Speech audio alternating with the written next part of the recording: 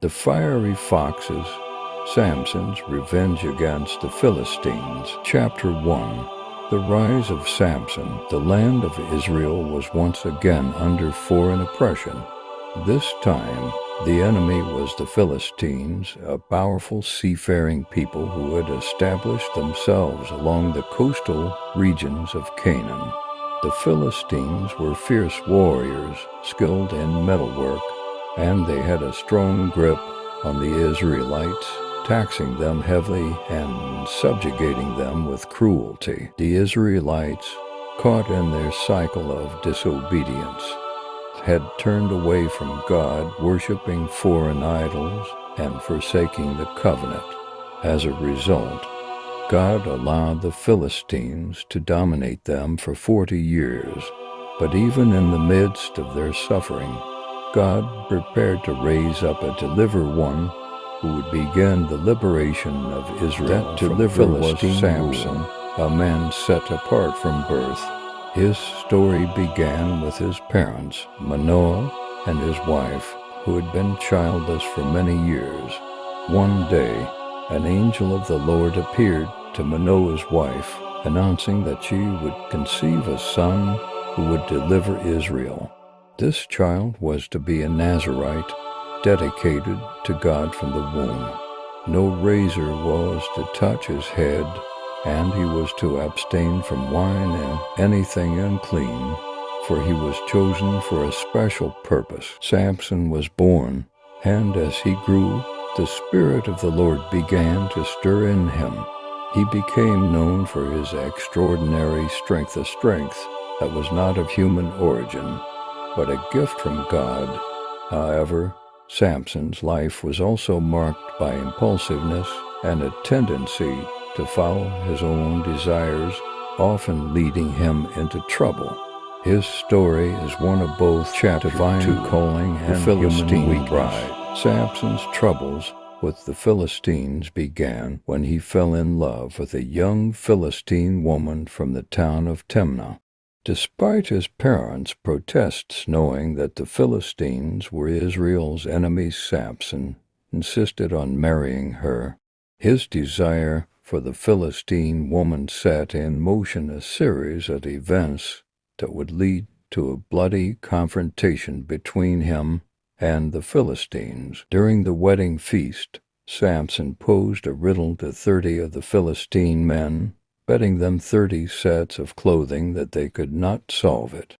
The riddle was based on a personal experience.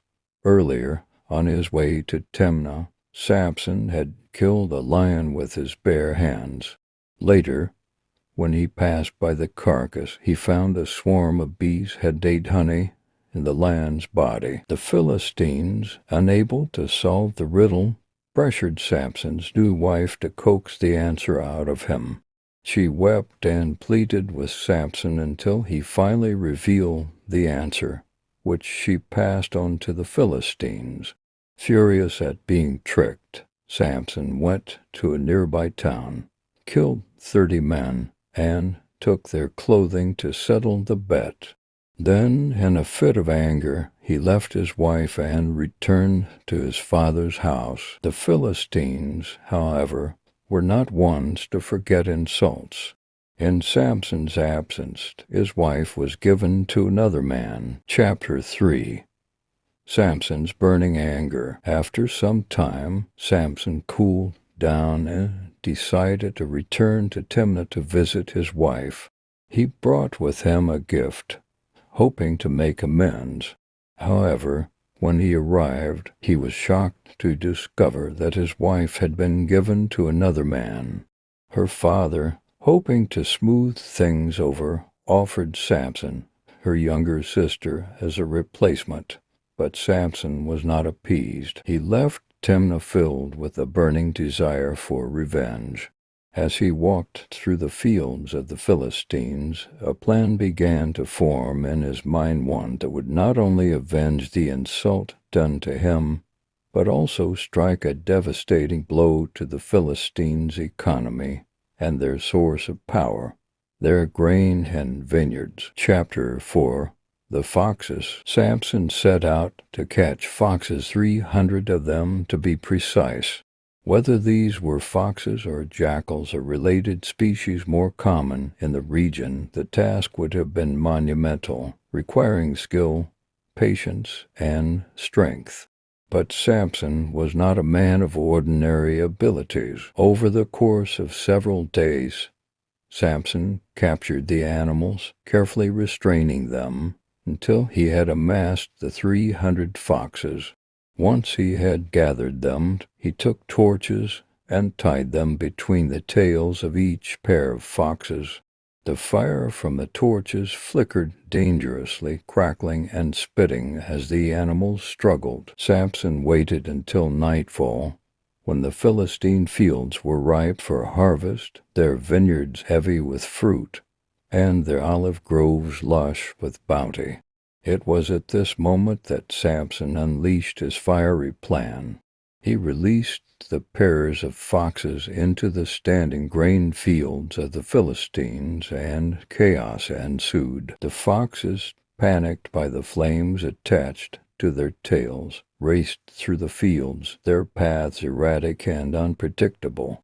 The dry grain caught fire immediately, the flames leaping from stalk to stalk, consuming everything in their path. The fire spread quickly, igniting not only the grain, but also the vineyards and olive groves.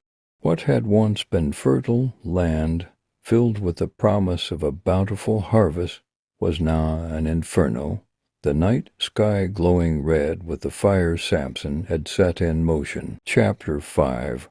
The Philistines' Retaliation. The next morning, when the Philistines surveyed the devastation, their outrage knew no bounds. Their crops were destroyed, their source of wealth and sustenance reduced to ashes. The entire region was in shock. How could one man have wrought such destruction? The Philistines quickly learned that Samson was behind the attack, and they sought vengeance.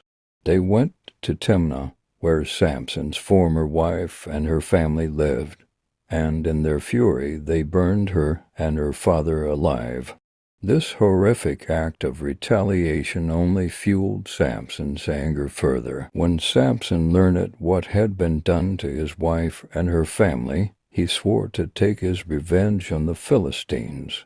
He was no longer acting out of personal insult. This had become a blood feud, a war between Samson and the Philistines that would not end until one side was utterly destroyed. Samson's warpath. Samson, driven by rage and empowered by the Spirit of the Lord, launched a brutal attack on the Philistines.